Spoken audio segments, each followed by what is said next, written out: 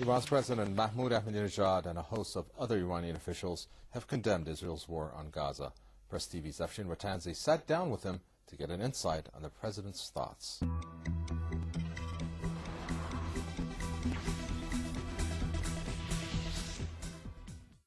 Hundreds of people have been killed in Gaza, many of them children. Thousands have been wounded. And with me is the president of one of the countries closely allied with the Palestinian cause, Mahmoud Ahmadinejad. Mr. President, Hamas is expressing some optimism, seemingly, about the talks in Cairo. Is Egypt an honest broker? In the name of God, the compassionate, the merciful, as you said, hundreds of people are killed, thousands are injured. The biggest crimes are being committed by the illegitimate regime of Zionist Israel in Gaza. The people are besieged in Gaza.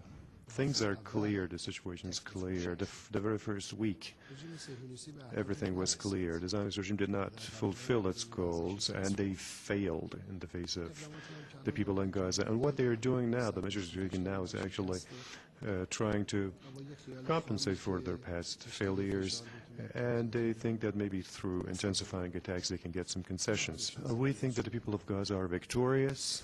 This victory of the people of Gaza and their legitimate and lawful rights of Gaza people must be recognized. It doesn't matter where the talks are being held, who is holding it, who's sponsoring it, and when that is, where that is. What is determines the result, the end result is what happens in practice. We think people in Gaza, through their brave resistance and their historic resistance, which is unique in its kind, they actually emerged victorious. Bombing a media bureau or not allowing reporters, this is something commonplace for them.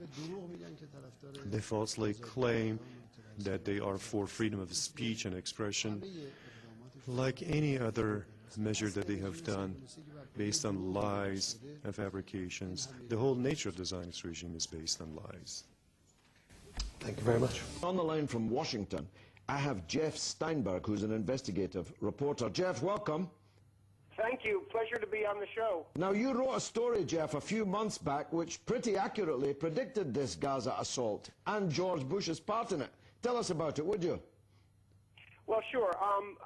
First of all, back in November of 2006, people may recall that Vice President Cheney, who I consider to be far more the dominant policy-making personality in the happily now departing Bush administration, made an unannounced and secret trip to Saudi Arabia. And he put forward a proposal for a realignment of the entire Middle East region, in which he argued that the primary dynamic was no longer the Arab-Israeli conflict, but was a conflict between moderates and extremists. And he proposed that Saudi Arabia, Egypt, Jordan, and other states in the region, most of the GCC countries, perhaps even eventually Syria and Lebanon, would align with Israel as the moderate bloc against the extremists, principally represented by Iran, Hamas, Hezbollah, and again, Syria would decide which side to take. And essentially, Cheney was proposing a new war alliance in which a fundamental realignment of the region for a long-term conflict would be established. And so in January of 2008, according to sources of mine in Israel, the Israeli cabinet already gave authorization for an attack against Gaza. And the only issue to be decided was going to be the time frame when that would happen. My source said that in most likely would occur after November 2008 and would occur in the context of upcoming Israeli elections, where internal Israeli politics would be a factor but not the determining factor.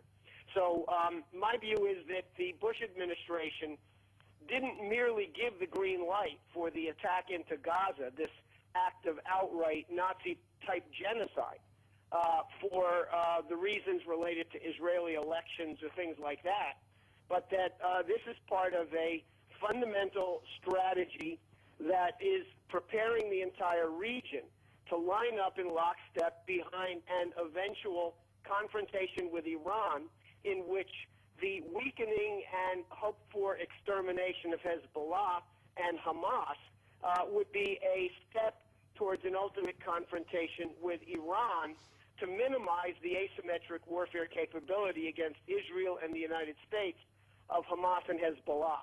Well, Jeff, as George Bush might put it, I think they've misunderestimated both Hezbollah and Hamas, neither of which is going anywhere, it seems to me. Right. There's a fundamental failure to understand the general dynamics within the entire region. As we know, after the 2006 Lebanon war, even among the vast majority of Sunni Muslims throughout the region, the two heroes of the day were Sheikh Nasrallah from Hezbollah and Ahmadinejad, the president of Iran, because Iran was unambiguous in its support for Hezbollah. So the streets have been lost. And if anything, the strategy presented at the time by Cheney, and now, as I understand it, being continued to be promoted by Tony Blair in his capacity as the chief lobbyist for the quartet, has been not only a complete failure, but my suspicion is that when the dust settles and historians a decade from now look back, they will describe the Lebanon war and then the genocide in the Gaza Strip as the death knell for the existence of the State of Israel. Another reason why Israel began its war on Gaza, according to Israeli military sources, the invasion plan of the Gaza Strip under Operation Cast Lead was set in motion in June 2008, according to Israeli military sources. The military invasion of the Gaza Strip by Israeli forces bears a direct relation to the control and ownership of strategic offshore gas reserves. One analyst we spoke to said this is a war of conquest since the discovery in 2000 that there are extensive gas reserves off the Gaza coastline.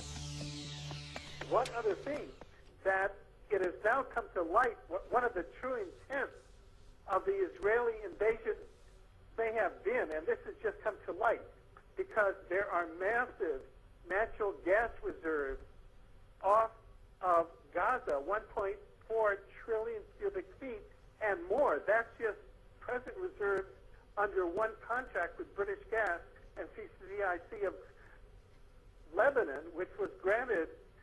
The third party to the contract was the Palestinian Authority, and the title to that contract, which was worth billions of dollars, and which the third part of the royalties would go to the Palestinian Authority, that passed to Hamas when Hamas became the elected governmental authority in Palestine. And so now we have evidence which came out in a